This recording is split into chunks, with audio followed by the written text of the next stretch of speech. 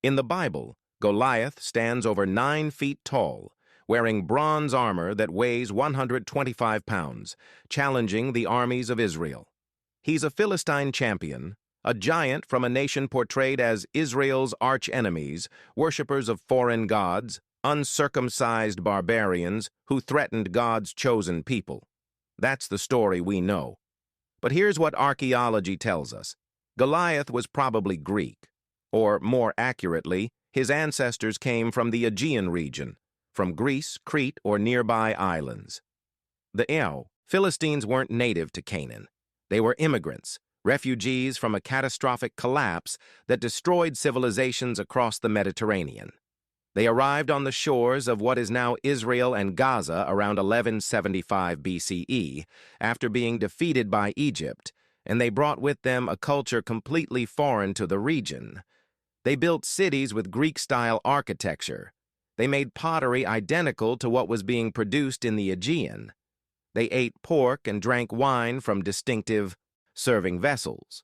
They even brought pigs with them on their ships, animals that don't exist naturally in the southern Levant and that later Israelites considered unclean. For the first 100 years of Philistine settlement, their culture remained distinctly Mediterranean. Walk into a Philistine home in 1150 BCE, and you'd think you were in Greece, not Canaan. But then something fascinating happened. Over the next 5 centuries, these foreign invaders gradually became locals. Their pottery started to look Canaanite. Their buildings adopted local styles. Their language shifted. They intermarried with their neighbors. By the time Babylon destroyed their cities in 604 BCE, the Philistines had become essentially indistinguishable from other peoples of Canaan. This is a story about what happens after the invasion, about how refugees become settlers and settlers become natives, about cultural memory, adaptation, and the surprisingly fluid nature of ancient identity.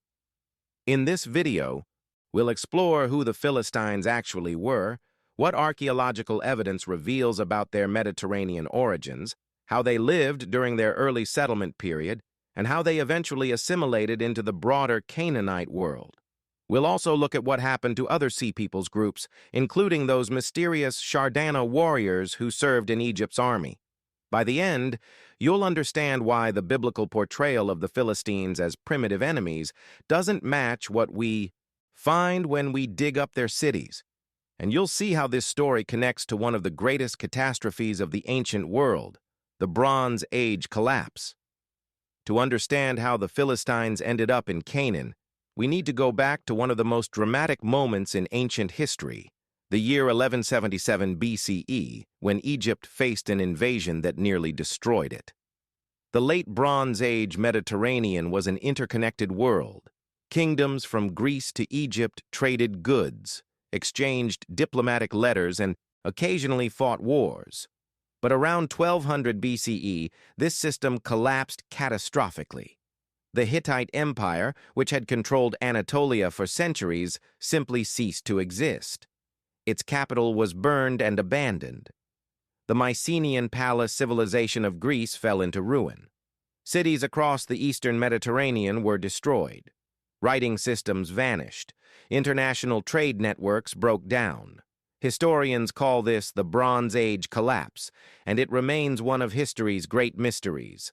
The causes were multiple: severe drought lasting decades, earthquakes, famines, possibly epidemics, and internal rebellions.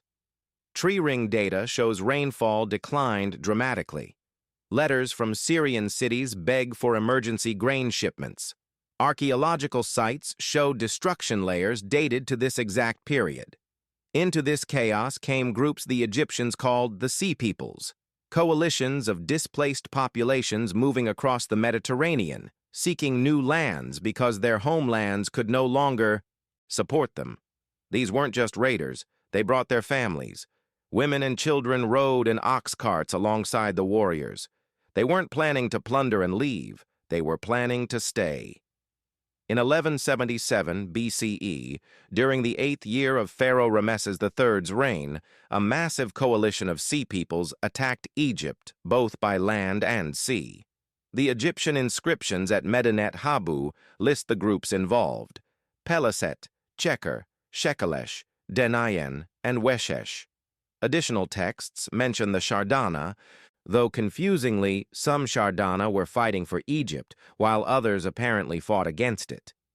The reliefs at Medinet Habu show the Battle of the Delta, the first naval battle in history for which we have detailed visual records. Egyptian ships with lion-headed prows face enemy vessels with distinctive bird-head decorations. Archers on shore and on ships pour arrows into the invaders. Egyptian marines board enemy ships with grappling hooks. Bodies fall into the water. Ramesses won. But victory came at enormous cost. Egypt's treasury was depleted. Within decades, the empire would begin its long decline. Egyptian control over territories in Syria and Canaan would weaken and eventually disappear. As for the defeated Sea Peoples, Ramesses couldn't simply kill them all. There were too many, including women and children. He couldn't send them back where they came from. Their homelands had been destroyed. So he did what empires often do with defeated enemies. He settled them in territories he controlled, where they could be monitored and, hopefully, pacified. The Peliset, one of the Sea Peoples groups, were settled along the southern coastal plain of Canaan, in the region that would become known as Philistia. Over time, the name Peliset morphed into Philistines in Hebrew and English. Other groups were settled nearby. The Cheker went to Dor, on the northern coast. The Shardana, who had been serving in Egypt's military for over a century by this point, were settled in various garrison towns across Canaan and the Nile Delta. Some scholars believe the Denayan ended up in Cilicia, in southern Anatolia. These weren't voluntary migrations. The Sea Peoples had been defeated. They settled where Egypt told them to settle. But Egypt's control was weakening. Within a generation or two, these settlements would become effectively independent city-states, maintaining their distinct cultures while gradually adapting to their new environment. The Peliset, the Philistines, settled in 5 major cities along the coast: Gaza, Ashkelon, Ashdod, Ekron, and Gath. These would become known as the Philistine Pentapolis, and they would dominate the southern coastal plain for the next 5 centuries. But who were these people really? And how do we know they came from the Aegean? The answer lies buried in the ruins of their cities. Modern archaeology of the Philistines began in earnest in the 1920s and 1930s, but the most revealing discoveries came much later.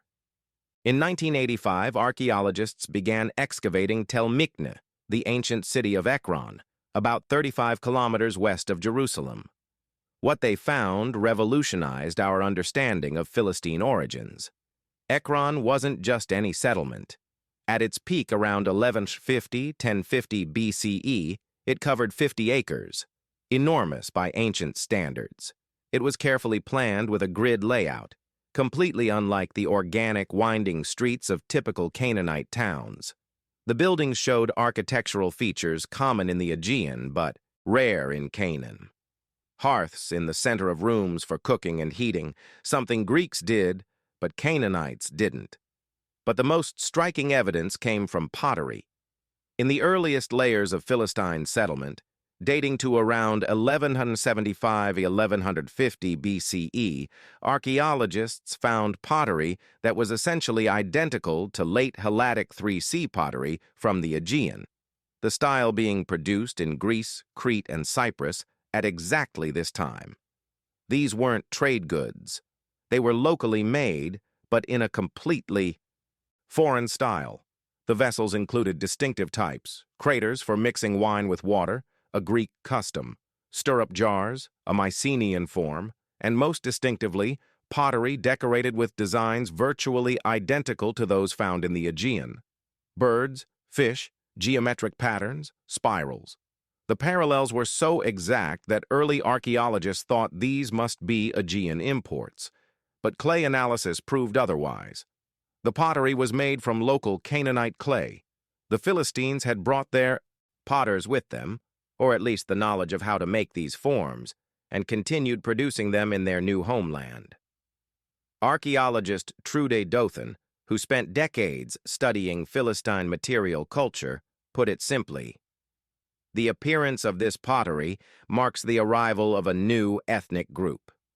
At Ashkelon, one of the 5 Philistine cities, excavations revealed even more dramatic evidence.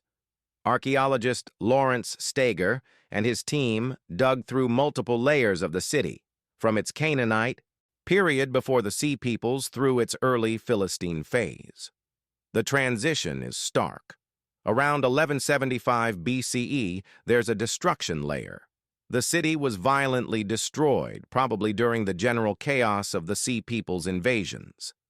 Immediately above this destruction, a completely new settlement appears with different architecture, different pottery, and different food. The food remains are particularly telling. In Canaanite Ashkelon, before 1175 BCE, animal bones are predominantly sheep, goat, and cattle. Pigs are extremely rare, less than 1% of bones. But in the earliest Philistine layers, pig bones jump to about 20% of the total.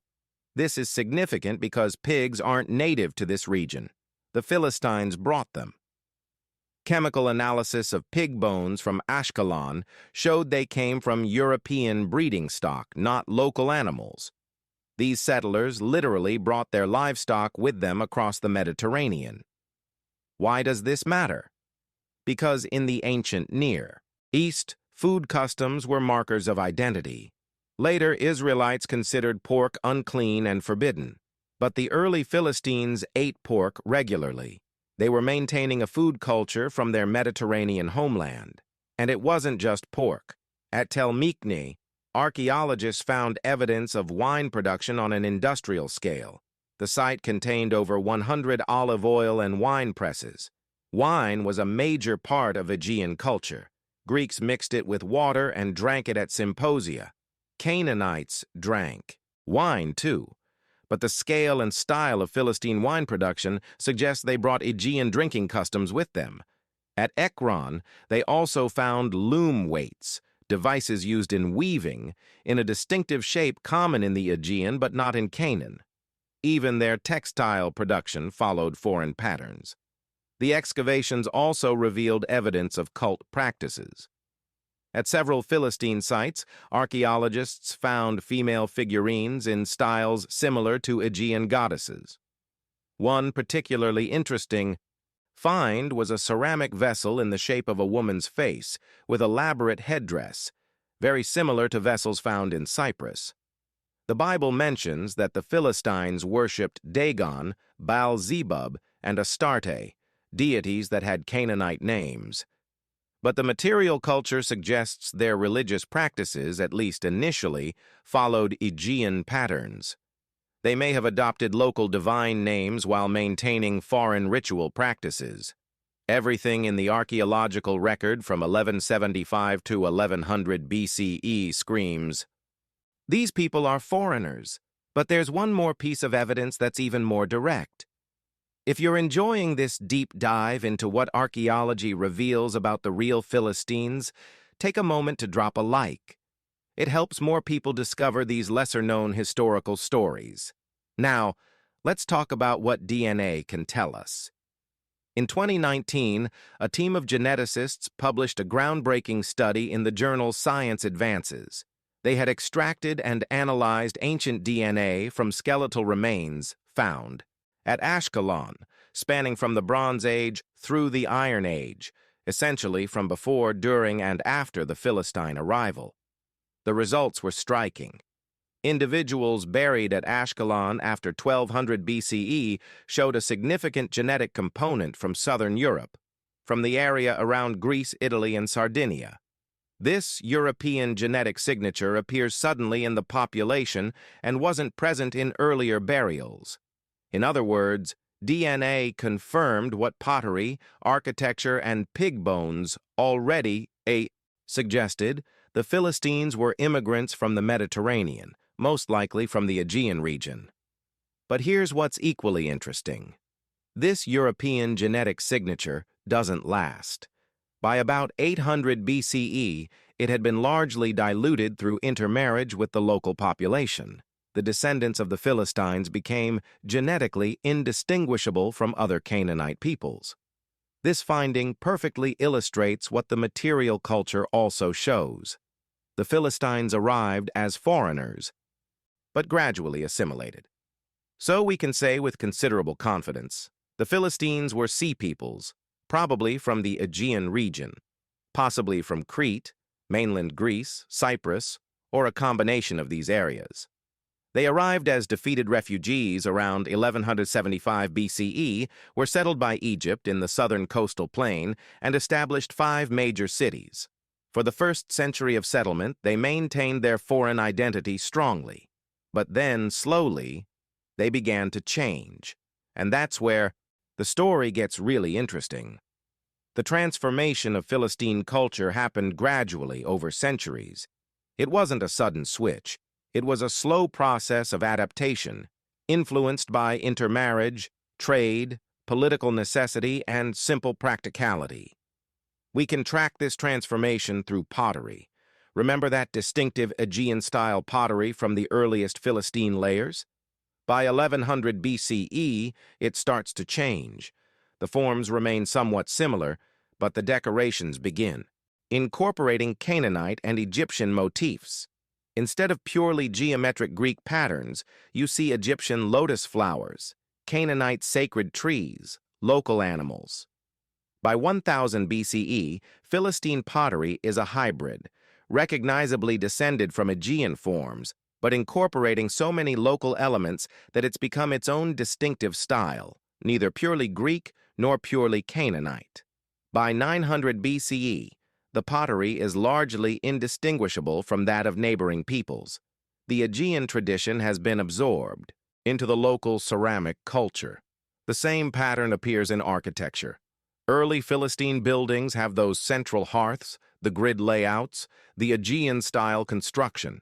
But by the 10th century BCE, new buildings in Philistine cities look increasingly like standard Canaanite architecture. The hearths disappear, the layouts become less regular, local building traditions take over, food culture changed too, while pig consumption remained higher among Philistines than among Israelites. Throughout the Iron Age, it gradually declined from that initial 20% to more modest levels. They were adapting to local agricultural realities and probably to the sensibilities of their neighbors. Even their gods adapted.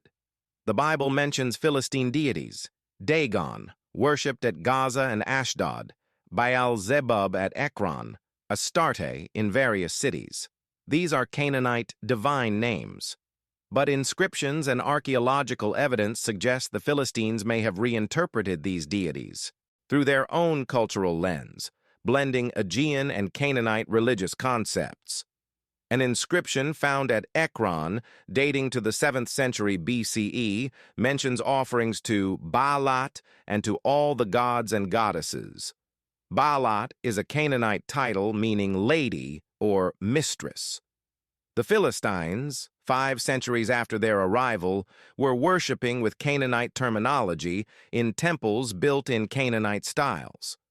Language is harder to track because the Philistines left almost no written records in their own language. We have personal names, place names, and a few possible loan words in Hebrew. Some scholars believe words like seren, the Hebrew term for Philistine rulers, sometimes translated as lords, might be of Aegean origin, possibly related to the Greek word tyrannos. But by the 8th century BCE, the Philistines were clearly using a Semitic language closely related to Hebrew and other Canaanite dialects. The Ekron inscription is written in a Canaanite script and language. Whatever language they originally spoke, possibly a form of Greek or a related Aegean tongue, it had been replaced. Intermarriage was almost certainly a major driver of this assimilation. The Philistines arrived as a warrior elite, probably with a significant gender imbalance, more men than women, as is typical of military populations. To form families, they would have married local women. The children of these marriages would grow up bilingual, bicultural, increasingly integrated into the broader Canaanite world. By the 9th century BCE, someone living in a Philistine city would still identify as Philistine. That ethnic label persisted, but culturally, they had become a hybrid people, more Canaanite than Aegean. This raises a fascinating question.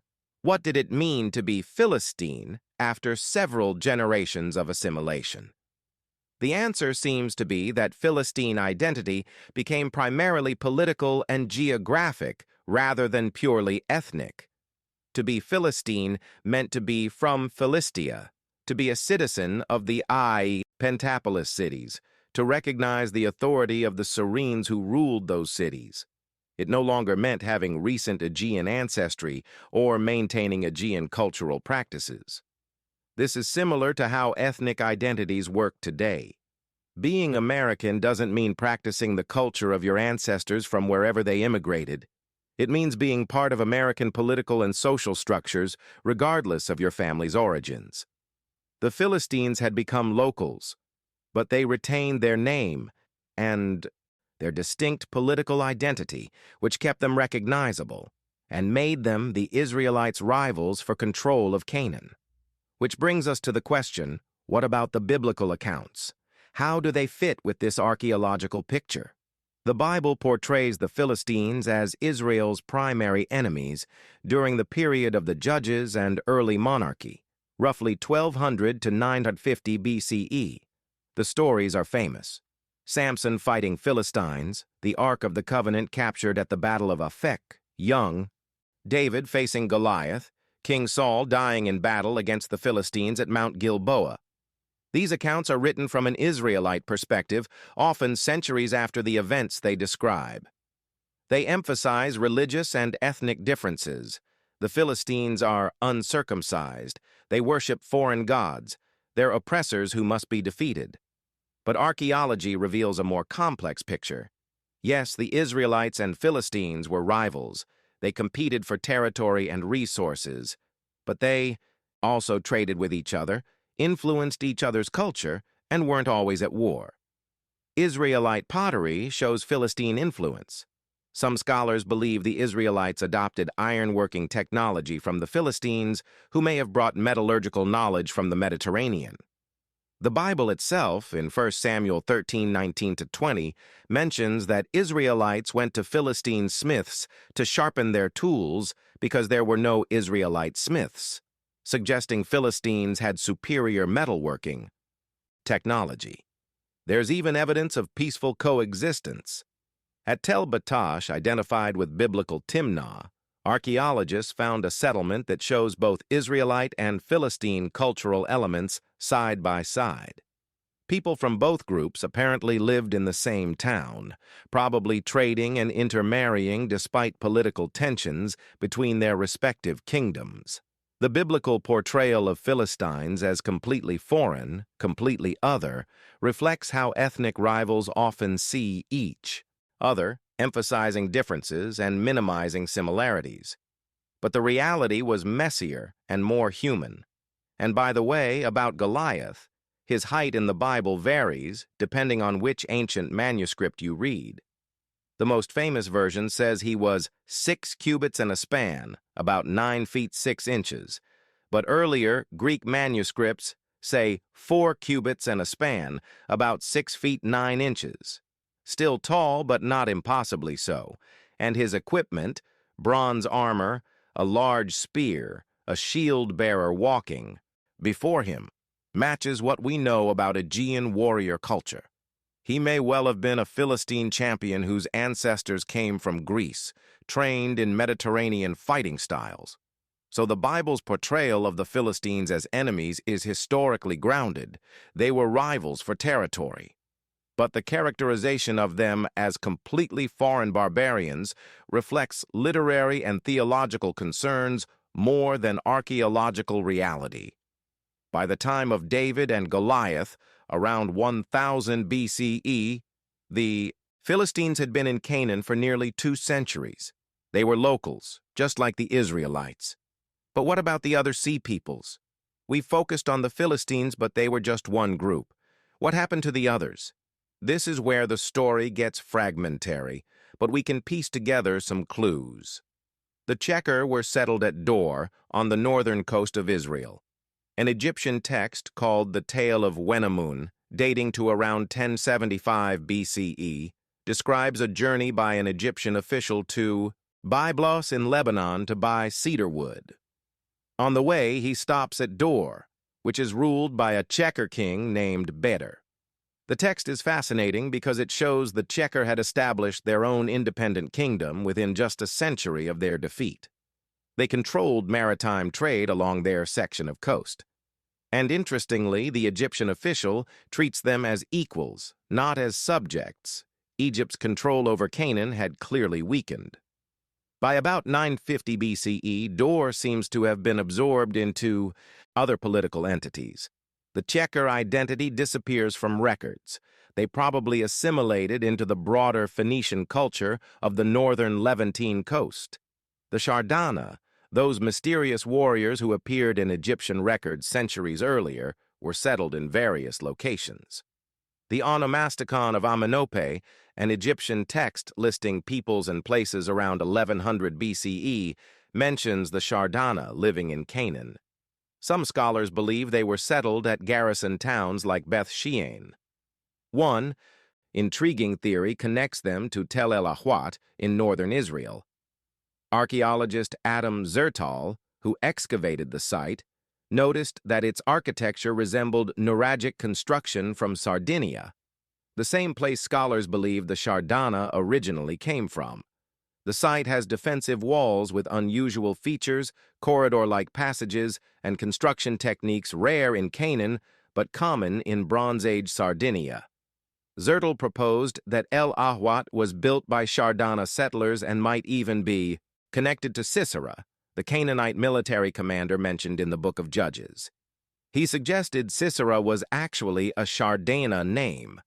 This theory remains controversial and not widely accepted, but it raises fascinating possibilities. If correct, it would mean the Shardana maintained their distinct identity and building traditions for several generations after settling in Canaan. But like the Checker, the Shardana eventually vanish from historical records. By the 10th century BCE, they're no longer mentioned as a distinct group. They were absorbed into the population, their descendants blending into the mix of peoples in Iron Age Canaan. Other Sea Peoples groups left even fainter traces. The Shekelesh may have ended up in Sicily. The name is similar, though the connection is debated. The Danaan might have settled in Cilicia, in southern Turkey, where later Greek sources mention a people called the Danaoi. But these are informed guesses, not certainties. What we can say definitively is that the Sea Peoples phenomenon, which seemed so catastrophic in 1177 BCE, had largely run its course within 2 or 3 generations. The groups that had terrified Egypt, that had contributed to the collapse of Bronze Age civilization, settled down, built cities, raised families, and gradually merged with the peoples around them. Only the Philistines maintained a clear, lasting identity, partly because they controlled valuable coastal territory, partly because they established strong political institutions in the Pentapolis cities, and partly because their Israelite neighbors kept their memory alive by writing about them in what would become the Bible. But even the Philistines' story has an ending. If you're finding this exploration of how ancient peoples transformed and assimilated fascinating, consider subscribing. We explore these kinds of overlooked historical processes regularly. Now let's look at how the Philistine story came to its conclusion. The Philistine cities thrived during the 10th and 9th centuries BCE. They controlled important trade routes, produced olive oil and wine for export, and maintained their independence despite pressure from the growing Israelite kingdom to the east. But by the 8th century BCE, new powers were rising in the Near East. The Neo-Assyrian Empire, based in northern Mesopotamia, began expanding westward. Assyrian kings like Tiglath-Pileser III and Sargon II launched campaigns into the Levant, demanding tribute from all the local kingdoms. The Philistine cities became vassals of Assyria. They paid tribute, provided troops when demanded, and lost their independence, but they survived. The Assyrians wanted profitable subjects, not destroyed cities. Egyptian, Assyrian, and later Babylonian records from this period continue to mention Philistine cities and rulers. An Assyrian inscription from 701 BCE describes how King Sennacherib besieged and captured Ekron because its king had rebelled. The punishment was brutal, but the city was eventually restored. The final blow came from Babylon. In 604 BCE, Nebuchadnezzar II, king of the Neo-Babylonian Empire, campaigned through the Levant. He systematically destroyed the Philistine cities. Ashkelon was burned. Ekron was destroyed. Gaza and Ashdod suffered similar fates. Excavations at Ashkelon revealed a dramatic destruction layer from exactly this date. Buildings were burned, walls collapsed, and above this destruction the site remained largely abandoned for decades. The archaeological record matches the historical accounts perfectly. Some Philistines survived, of course. Populations rarely vanish completely, but their cities were destroyed, their political institutions disappeared, and their distinct identity was lost. The name Philistine continues to appear occasionally in later texts, but as a geographic term for the region, not as a living ethnic group. By the time Alexander the Great conquered the Levant in 332 BCE, the Philistines as a people had been gone for over 250 years. Their cities were ruins or had been resettled by others. The name of their territory, Philistia, would eventually give rise to the term Palestine, used by Greek and Roman geographers to describe the region. But the people themselves had vanished. Or, more accurately, they had dissolved. Their descendants were still there, living in the same territory, but no longer identifying as Philistines, no longer maintaining distinct cultural practices, no longer even remembering their Aegean origins. This is how most ancient ethnic groups disappeared, not through genocide or mass migration, but through gradual assimilation, intermarriage, and the simple passage of time. Given enough centuries, distinct identities blur and merge. The Philistines lasted about 570 years as a recognizable people, from their arrival around 1175 BCE to Babylon's destruction of their cities in 604 BCE.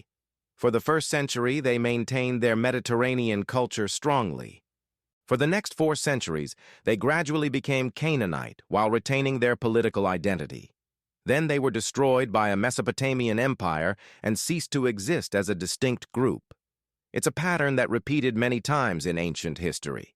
Peoples migrate, settle, adapt, assimilate, and eventually disappear into the broader population, leaving only archaeological traces and historical names. But their story tells us something important about identity, migration, and cultural change. So what have we learned from digging up Philistine cities and analyzing their broken pottery, their animal bones, and even their DNA? First, we've learned that the biblical Philistines were real people with a real history that archaeology can recover. They weren't literary inventions or theological symbols. They were Mediterranean refugees who settled in Canaan after being defeated by Egypt, built prosperous cities, and maintained a distinct identity for over 5 centuries. Second, we've learned that ancient ethnic identities were fluid in ways that might surprise us. The Philistines arrived as Aegean people. They ate Greek food, made Greek pottery, built Greek-style buildings.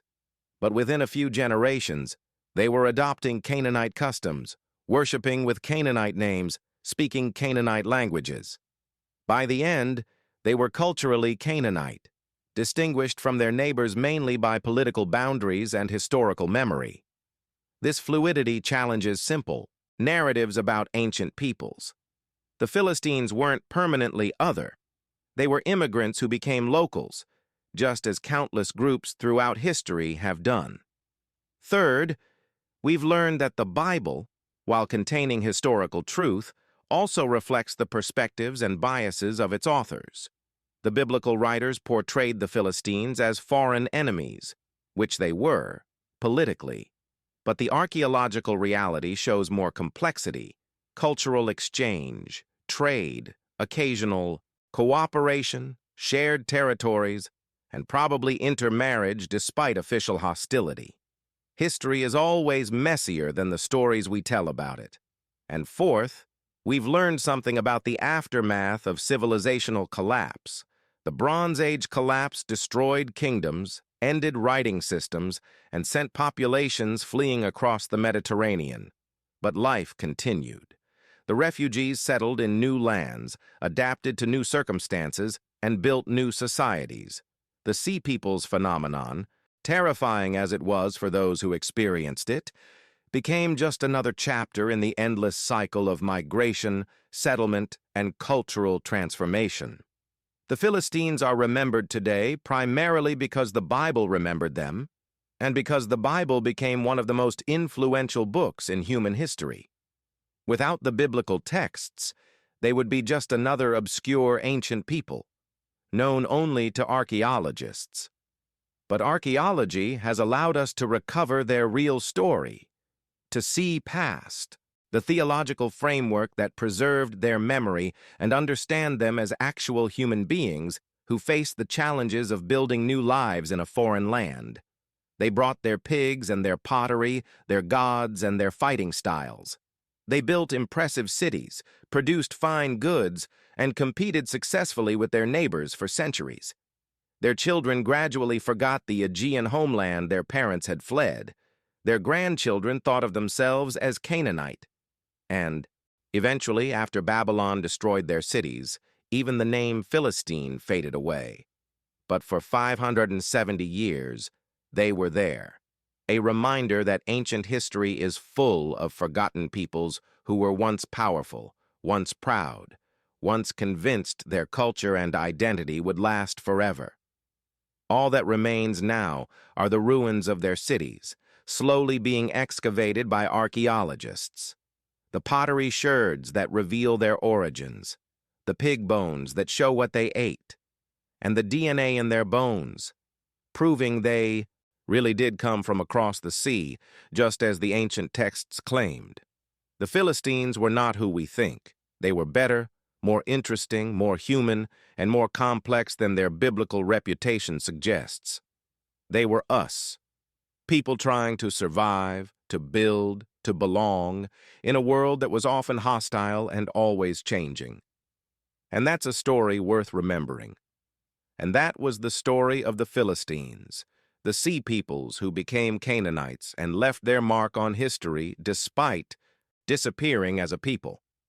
If you made it this far, thank you for watching. These deep dives into overlooked corners of ancient history require substantial research, and knowing there are people curious about these forgotten peoples makes the work worthwhile. If you enjoyed this video, subscribe to the channel. We explore lesser-known historical topics like this regularly, revealing the human stories behind the ruins and texts. Leave a comment. Did you know the Philistines were Mediterranean immigrants? Does it change how you think about the biblical accounts? Is there another ancient people you'd like us to investigate? Until next time.